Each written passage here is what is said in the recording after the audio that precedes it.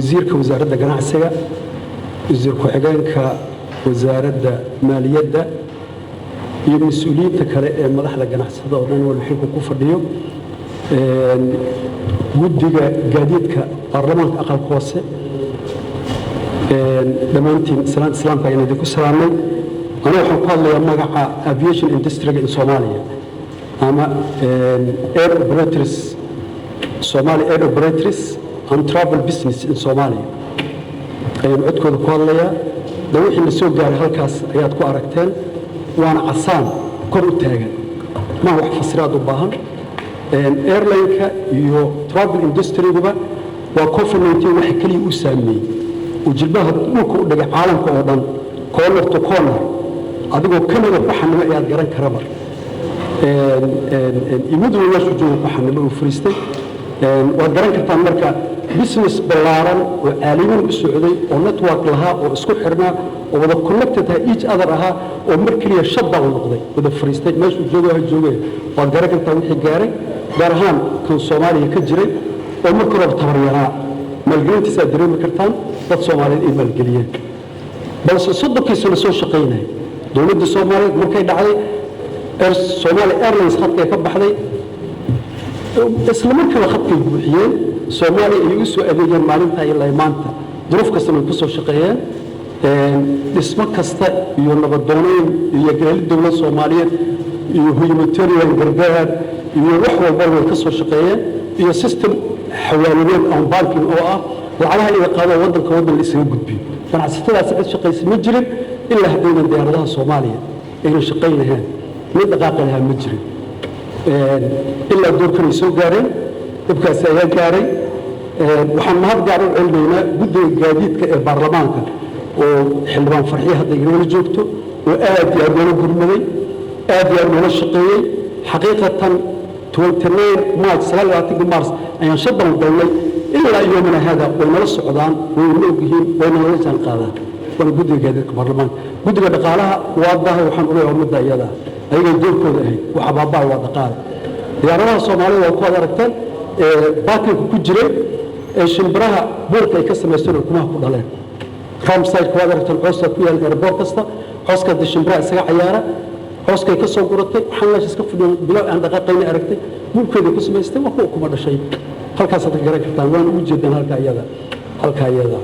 dawladda Soomaaliya waxaan ka codsanay diyaaradaha baakinka fadhiyo oo khasaaraha iyo qarashka badan loo geystay laga daaya baaking fee bar awra loo qaada baaking fee hanaga weyn garay cidda jarab noosiis ma jirto mid reer miyiga ah neefku u listo oo u urmaan markuu guro baadiyo u saara suu soo naaxo u soo noolaado dib u soo ribo haddana marka daba u dhow mar labaad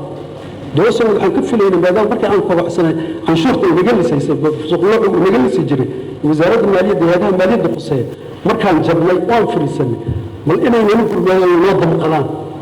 oo wixii macquul ah nala qaban karaan ugu yartahay diyaaradahaas meesha fadhiya saacidooda way ugu socdaan waan soo kareynay ACMA wax leedahay ugu socda kurugii hoteelada bari dhaqaaqi karin waxaa dhacay maxaa la dhihi jiray coronavirus hoteelkii ugu socda bardoonkoodii baxaya shaqaalihii oo dhan wada taagan xafiisyada wada shaqeynaya waa travel agent hadday airline isku mid way almost lacag ku dhow $146 milyan oo khasaara ayaan dalbanay muddada 3 bilood markii la isu geeyo airline-ka iyo travel agent-da markii la isku daro $146 milyan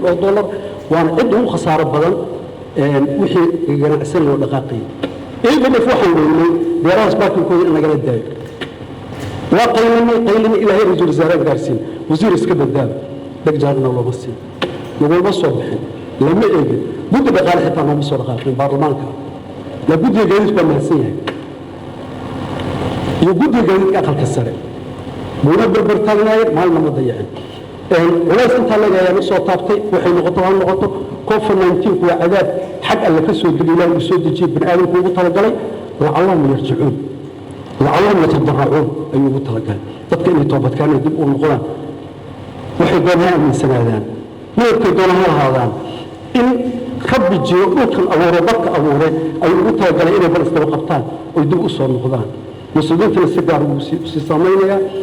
أنا لك ربحتنا وحيتاي والدجال كوفيد 19 أنا رهنا ورملاها والدجالنا ماشان إلى جنت كوفيد 19 استعمالها والدجال كوفيد 19 ربحتنا كمل وصحافة أدي هذا هو بحد الله لا يرد عليه وحوال رد البواح والوجود السلام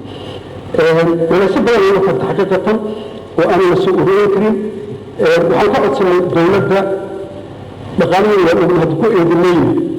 مالدين يسوسون لتفسير شكلها عالم بقى الدولة لقالها وغرماري سيديانوه الأبا قريان أما يقال كالان أما يقال مياه دولة يكفل الميلين لكال مسواء يقدر بقال ميس ونبنه وأنا دولة وإسلامي قالوا ما داركم إمام لكن حق أتصني سكر إنه لو كالمي وين من تاجنتها وحق أتصني إنه بأفر الوقتين بوار لغاية عفوا خرشات الدولة يتقعد بالدولار سوى محل الإجراء باطن فيها لاين فيها نافيجيشن فيها إمباركيشن فيها ورد فيها باسنجر تاكسك يسير ستريسك وزارة المالية بالمقدسة سائل التقامات أيوة عطوا بسوء السلطات نقول بدنا ولا نصيب سيدي لو سقطها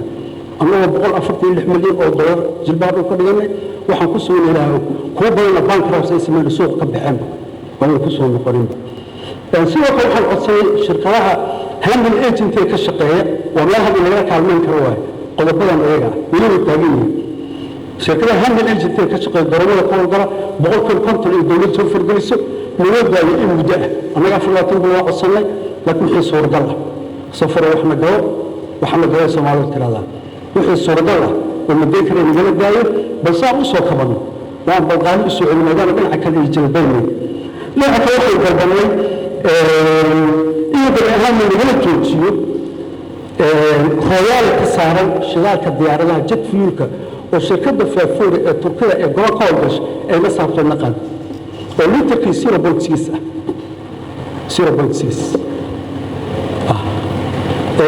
شغالك العقد هي قالان وشغالك صار تنك وحنقوم علينا وكل يوم بقول إصداراتي 4 لتر واي halkii tan oo diyaarada ku dhaca liter maaya tanki laakiin ayga bir liter ay waxay ka qaataan 0.6 markuu sidaa ku dhaca 0.6 oo 0.6 ay ka jalgareeyna ka qaataan waxaan awoodi karnaa bixin karin way cashuur dawladda ka qaado كل وزارة مالية مسعوطة ومن أنت كجوان واي شراكة أي صار شراكة أي صار مكشتين شراكة يقبلهم أنه أي شيء سهلة وشراكة استعمال وضمنها شراكة ديارها تسقون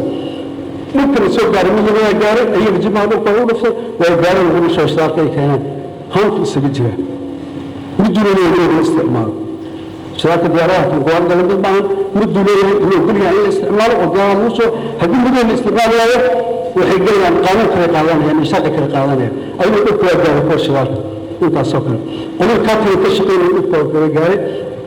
muddo inuu wax bayo waxay uu kale maaha guddiga gaadiidka dhaqaalaha ee baarlamaanka aqalka hoose haddii soo istaagay arrintan iyada ah maxaan u malaynaa maars iyo waxaan joogay waa agost oo dhamaada u soo istaagay arrintan iyada inta ay ka qaban karaan guddiga gaadiidka gacan siiyaan oo wixii وزارة المالية الدولة اللي جزء من الساعدة كرة مجال ساعة والسلام عليكم. dalbile show waa bandhig wareed loogu talagalay in lagu soo bandhigo horumarrada kala gedisan ee dalku ku tallaabsanayo gaar ahaan dhinacyada ganacsiga iyo wax soo saarka waana hindisa u gaara shirkadda adeegga warbaahinta Sima Media oo aqoon iyo waayo aragnimo durugsan u leh bilada ganacsiga iyo horumarinta dhaqaalaha cidii haddaba danaynaysa in hawlaheeda ganacsi lagu soo bandhigo dalbile show waxay nagala soo xiriiri karaan ciwaanada hoos ku qoran soo gudbinta barnaamijkan waxaa taabageliyay Milga Media Productions